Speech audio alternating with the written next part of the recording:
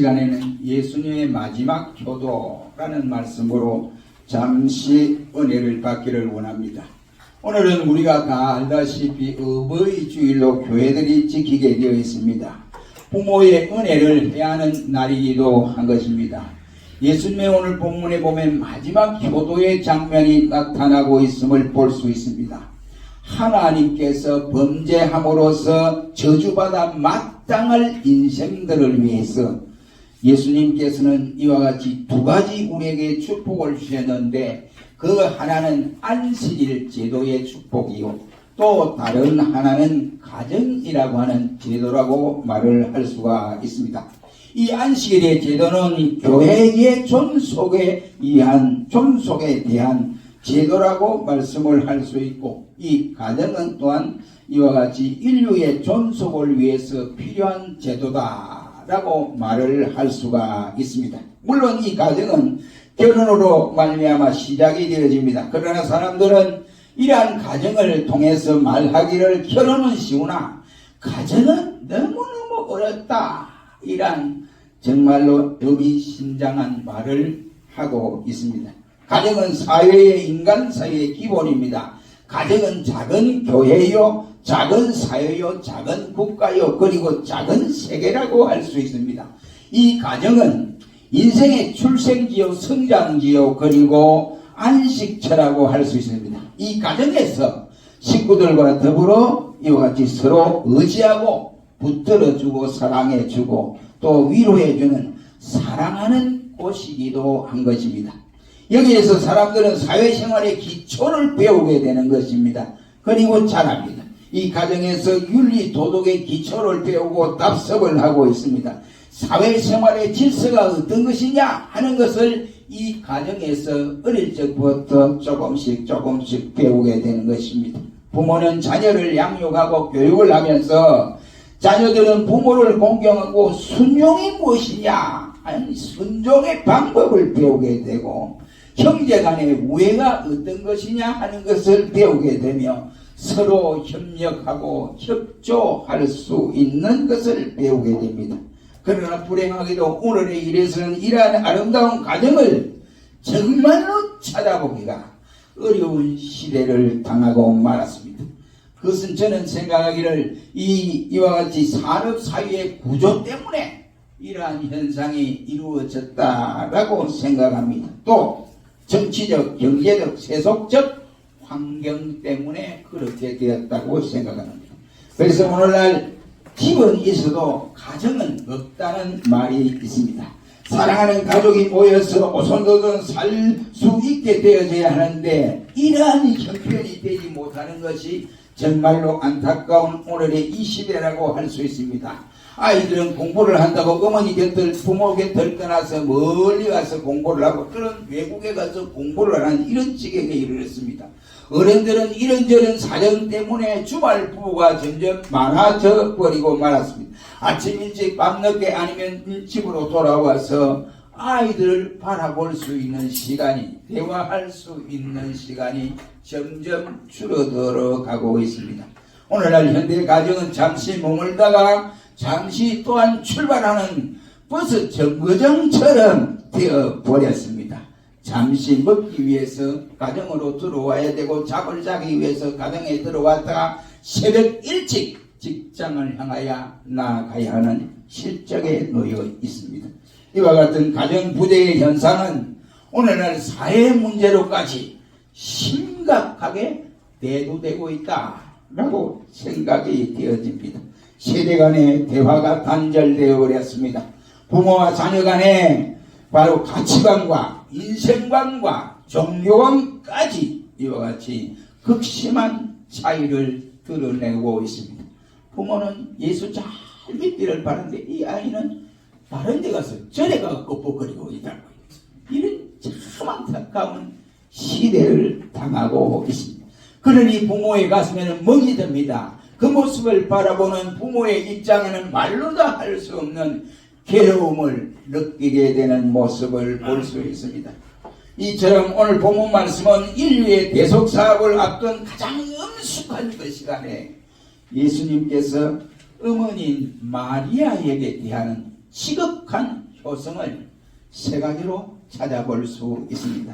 우리는 이 시간에 예수님의 마지막 효도가 어떠한 것인가를 이 시간에 깨닫고 우리 모두가 이러한 효도를 배웠으면 하는 것입니다. 그때는 오늘 보면 26절로 27절 말씀에 보면 예수님의 마지막 효도는 정답고 사랑스러운 모습으로 어머니 하고 어머니의 이름을 불러주는 것이었습니다. 이 말씀은 영어 성경에 말하기를 예수님께서 자기 어머니를 보시고 그 곁에서 자기가 사랑하는 제자가 서 있는 것을 보시고 어머니에게 여자여 이 사람이 바로 어머니다 라고 하시면서 나의 아들입니다 그러면서 자기의 제자를 야 내 어머니다 하면서 잘 모시라고 하는 부탁의 말씀을 하고 있습니다. 그런데 영어 성경에는 이 말씀을 좀 달리 표현을 하고 있습니다. 여기 어머니란 말이 두 번이나 기록되어 있습니다.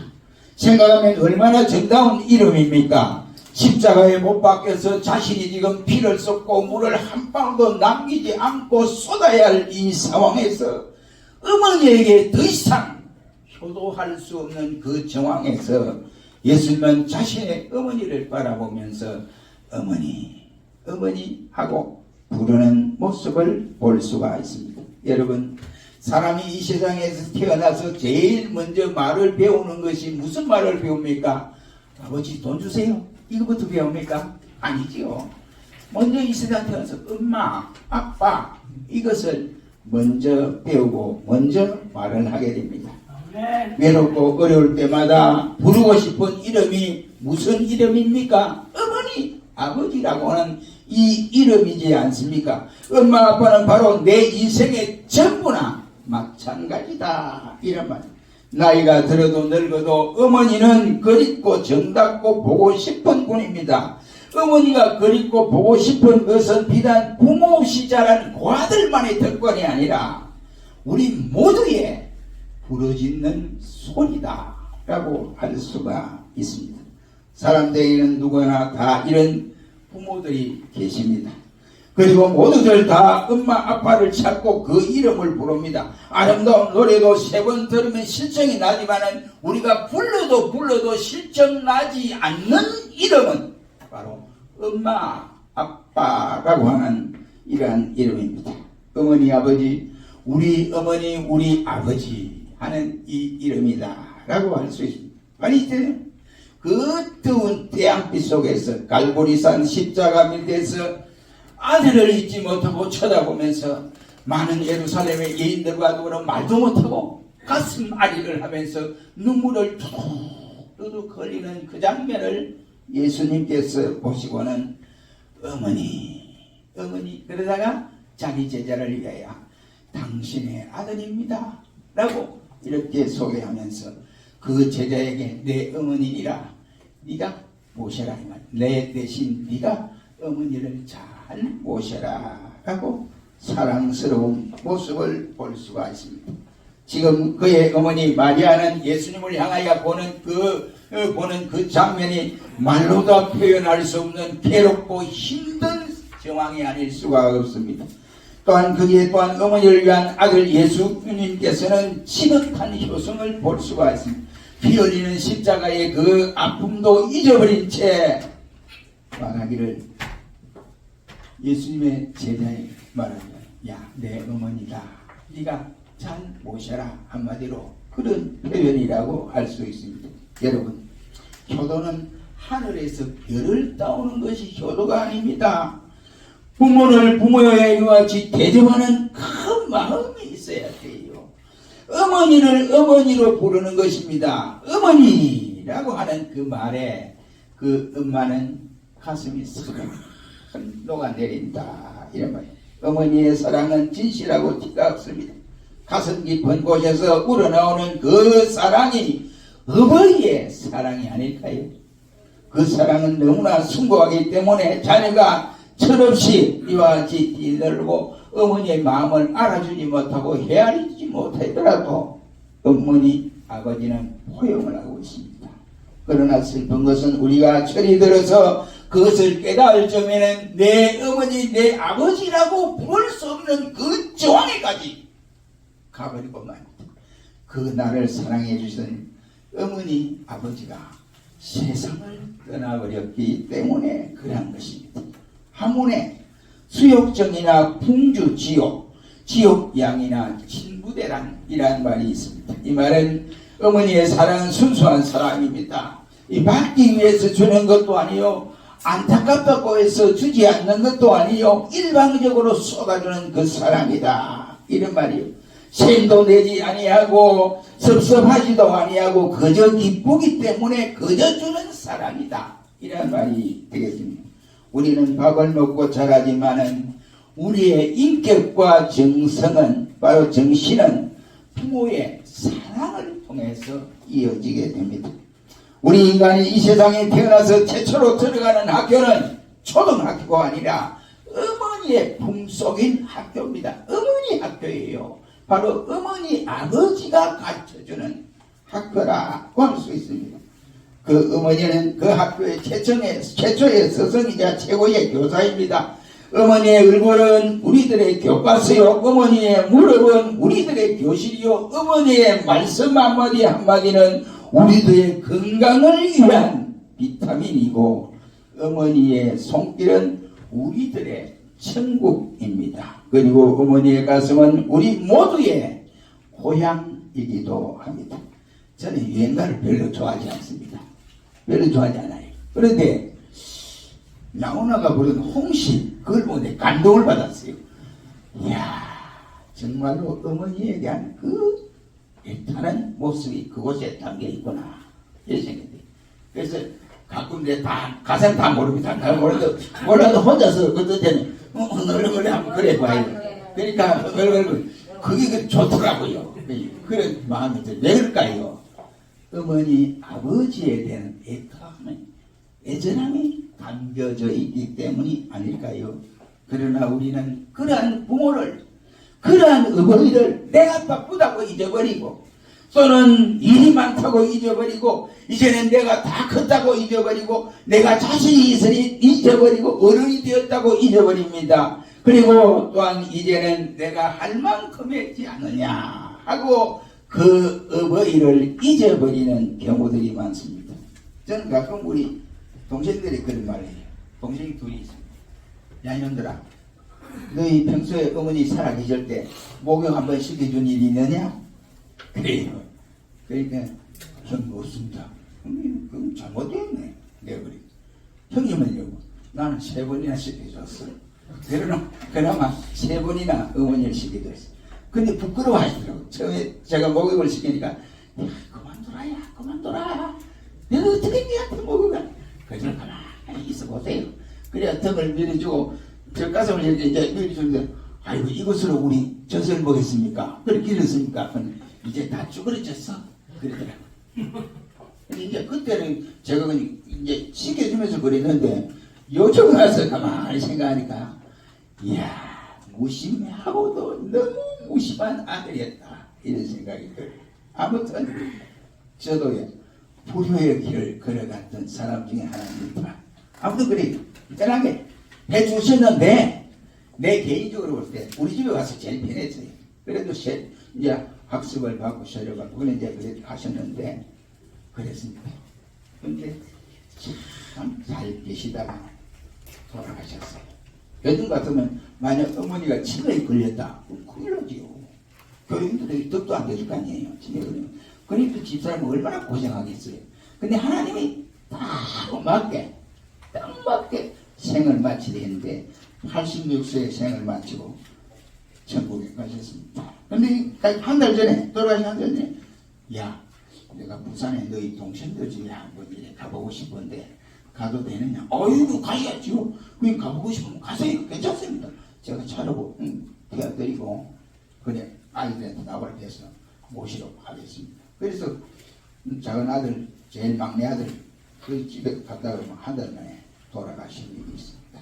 여러분, 어머니는 우리 인생의 바로 도표입니다. 우리 인생의 바로 윤리 도덕의 바로 모범입니다.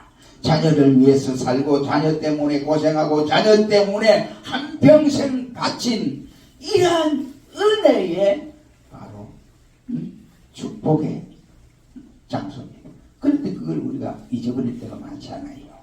그러니 우리는 예수님의 이 효자의 모습을 보면서 우리가 보라 내 어머니니라 하는 주님의 말씀을 기억하시기를 바랍니다. 부르고 싶은 그 이름이 바로 어머니, 아버지라고 하는 이름이라고 할 수 있습니다. 효도는 돈으로 하는 것이 아닙니다. 돈이 없어도 바로 효도를 못한다고 변명하지 마십시오. 효도는 마음으로 하는 것입니다. 효도는 정성으로 하는 것입니다. 고기 사오는 부자 아들보다도 편지 한 장 써서 어머니 아버지하고 써주는 그것이 더 효도입니다. 부자 딸이 시집 가가지고 이와 같이 좋은 옷을 사가지고 어머니 아버지 이 옷 사왔습니다 이거 입으세요. 이것보다도 바로 엄마 아빠 미안해요. 자주 찾아오지 못해서 미안해요. 이 말이 바로 효도라고 할 수 있습니다. 제가 그때 이 아이들이 이제 시골 가는데 내가 전화를 했죠. 전화했는데 우리 아드님께서 이사님께서 하시는 말씀 왜 저한테 전화 안 하고 왜 손자한테 전화를 했습니까? 내 손자 얼굴은 못 봐도 목소리 듣고 싶어서 전화했어. 왜? 나쁘나? 그러니까 그게 부모의 마음이 아닐까 생각이 됩니다. 우리 모두 예수님께서 어머니라고 부르시는 모습처럼 우리도 어머니 아버지라고 불러서 계신 분들은 효도를 마음껏 하시기를 바랍니다. 두 번째로 예수님은 26절에서 마지막 예수님의 효도의 모습은 인자하신 예수님이 자기 어머니의 모습을 쳐다보고 있더라 하는 사실입니다. 여기 보면 예수께서 그 모친과 사랑하는 제자가 곁에 섰는 것을 보시고 라고 했습니다.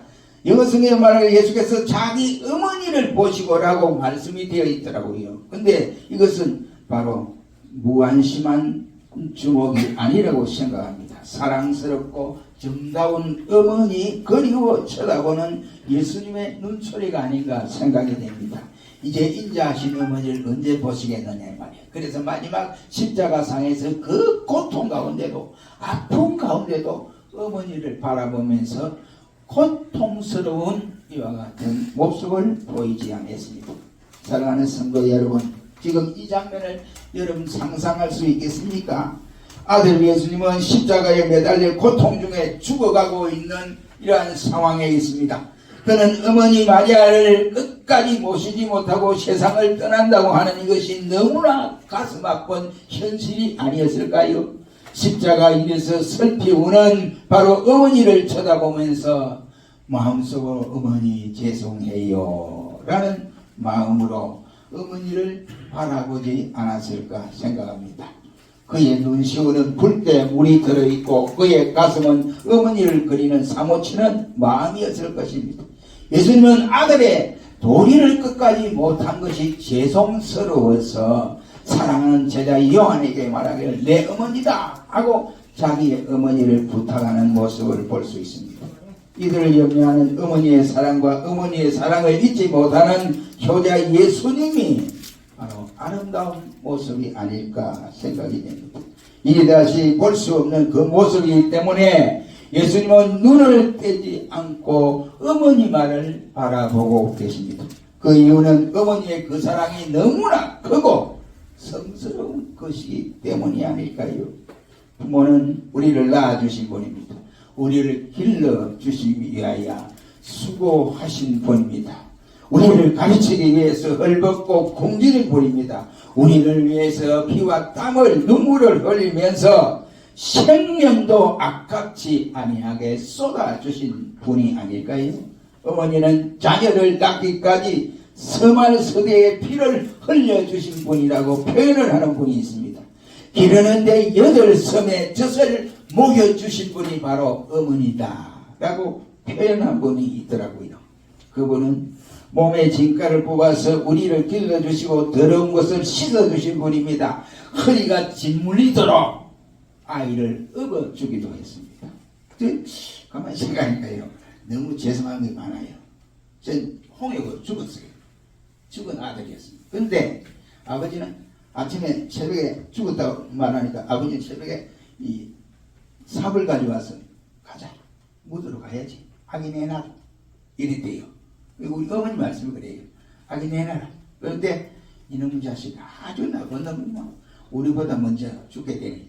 그러면서 혼자서 말씀을 하면서 가자. 이러는데 어머니가 못 줘요. 그랬대요. 그래가지고 그 죽은 아들을 싸가지고 새벽같이 이제 50리 길을 산을 2개를 넘어요. 그 당시 뭐 차가 없잖아요. 2개를 넘고.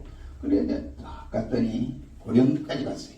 갔더니 한의사가 그때 5월달에 보리가 포로포로 올라가 이제 보리밭에 이제 뭐 일을 하고 있더래요. 근데 그 보리밭 찾아간 거죠. 그러니까 한의사에게 말하기를 우리 자식 침 좀 놔주세요. 이랬더니 딱 보니 죽은 아들 한의사들은 절대 침 안 놓습니다. 이게 법칙입니다. 가세요. 죽었습니다. 이러더라고요. 그러니까 어머니가 예언을 했다는 겁니다. 제발 좀 한번 놔주세요. 그러면 내가 정말도 않고 가겠습니다. 근데 하도 예언을 하니까 한의사가 일을 하다 그만두고 집에 가가지고 이제 침을 놨대요. 침을 놨는데 죽은 아들에게 침을 놓은 거예요. 그런데 그 아들을 얻고 큰 산을 넘고 또 건너서 우리 마을이 보이는 산에 내리막길이 있는데 뭐가 덩어리가 뜨하더래요. 어머니 생각이 뜨뜻한 감이 들더래요. 그래서 풀러보니까 아이가 오줌을 쌌다는 겁니다. 그래가지고 살았다. 어머니 그 이야기. 그는 저는 그 뒤에 이제 이어서 생각하는 것이 아이고 세상에 하나님이 나를 목사 만들라고 그러셨구나. 하나님이 세상에 그 이치가 맞습니다. 땅만 해결. 우리 하나님이 나를 목사 만들어 태어나게 하시고 목사 만들게 하기 위해서 하나님은 그런 증거가 확실해요. 우리 아버지가 하청 군대에서 일본 놈에 의해서 끌려가가지고요. 그 보호대가 돼 보호대. 예? 그러니까 만주에 가서 전쟁을 했습니다. 전쟁을 했는데 하천의 청년들이 그만큼 다 끌려갔는데 다 돌아가시고 유일하게 살아오신 분이에요. 그래서 저는 생각합니다. 살아와서 나를 낳아서 또 일본 가서 돈 벌어 갔다가 또 왔다가 갔다가 이러니까 하나님이 나를 태어나게 하시고 목사로 만들기 위해 생명을 살렸구나. 그 생각. 믿든지 말든지 여러분. 저는 그리 믿고 있어요. 그런 부모예요. 그런 부모입니다. 근데 요즘 이제 부모가 안 계시니까 길 가시다가도 이제 머리가 하얀 분을 보면 아버지 어머니 생각이 나더라고요. 예, 그게 자식의 도리가 아닌가 생각합니다. 사랑하는 성도 여러분, 정말로 예수님이 마지막 십자가상에서 그 안타깝고 아픈 상황에도 아픈 표현을 내지 아니하고 어머니 얼굴을 쳐다보는 그것으로 어머니는 만족하리라 생각합니다. 그 여러분 어쩌든지 간에 부모님 살아계실 때 부모님 얼굴을 자주 보십시오. 그것이 효도라고 생각합니다. 세 번째는 여기 말씀에서 보면 예수님이 제자 요한에게 바로 자기 어머니를 부탁하는 내용을 볼 수 있습니다. 그것이 27절입니다. 사랑하는 제자 요한에게 부탁을 합니다. 또 그 제자가 이르되 보라 내 어머니라 하신데 그때부터 그 제가 자기 집에 모시니라 했습니다.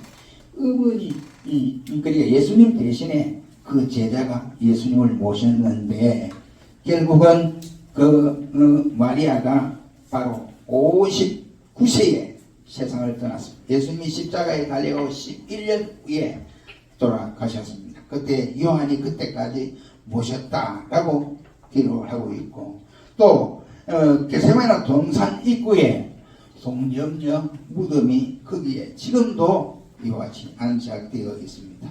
우리 성경은 이 마리아는 예수님의 이와 같이 말고도 자식이 무엇이나 있어요.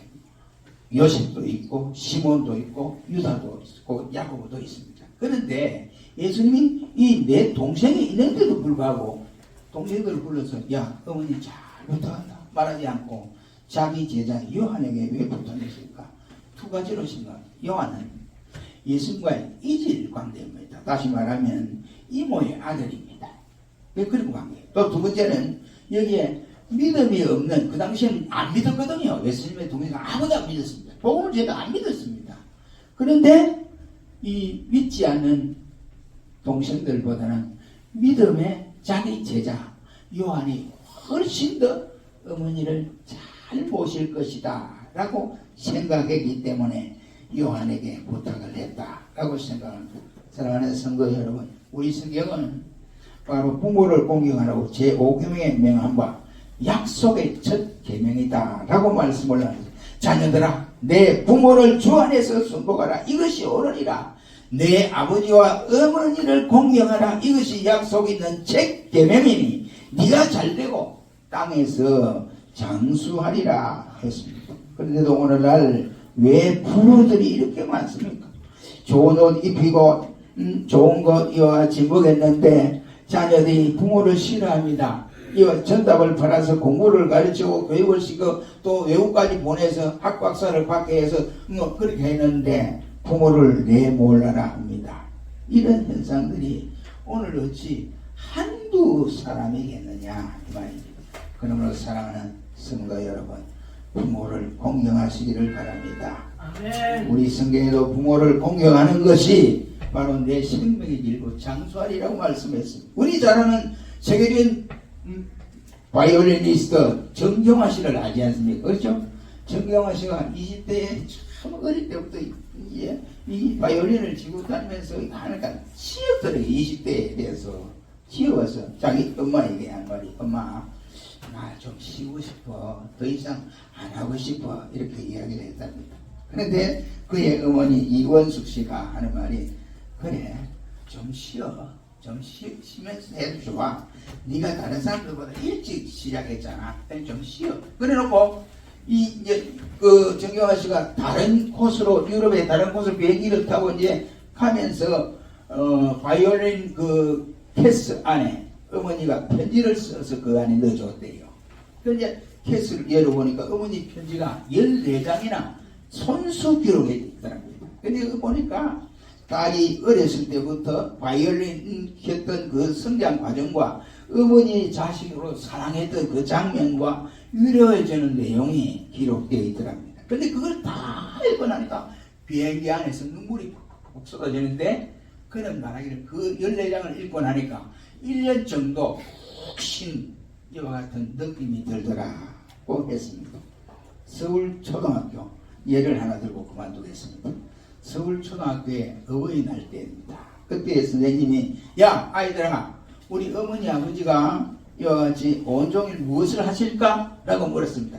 예, 아침 일찍 일어나 밥을 해먹이고 우리 학교 보내고요, 우리 옷도 갈아입히고 목욕도 시키고 그 다음에 빨래도 하고 그리고 청소도 하고 이렇게 합니다. 설거지도 하고 바느질도 하고 이렇게 합니다. 그리고는 밤늦게 주무십니다. 이렇게. 그래서 담임 선생님이 하는 말이, 그러면 얘들아, 그러면 선생님 하는 말이, 남을 위해서 이와 같이 그렇게 일을 하시는데 자신을 위해서 일하는 것은 무엇일까? 이렇게 물었대요. 그러니까 아이들이 말도 안 하고 가만히 들어갑니다. 조용하더랍니다. 그 중에 한 아이가 오늘, 선생님 우리 엄마가 불쌍해요 그가들이요. 그래가지고 그 소리를 듣고 그한 아이들이 다 울었다는 거 아닙니까? 사랑하는 성도 여러분, 우리는 부모를 이와 같이 홀대하는 경우들이 얼마나 많습니까? 그러니 부모가 계신다면 우리 예수님처럼 부모에게 효하는 우리 모두가 되시기를 주의 이름으로 축원합니다. 기도하겠습니다.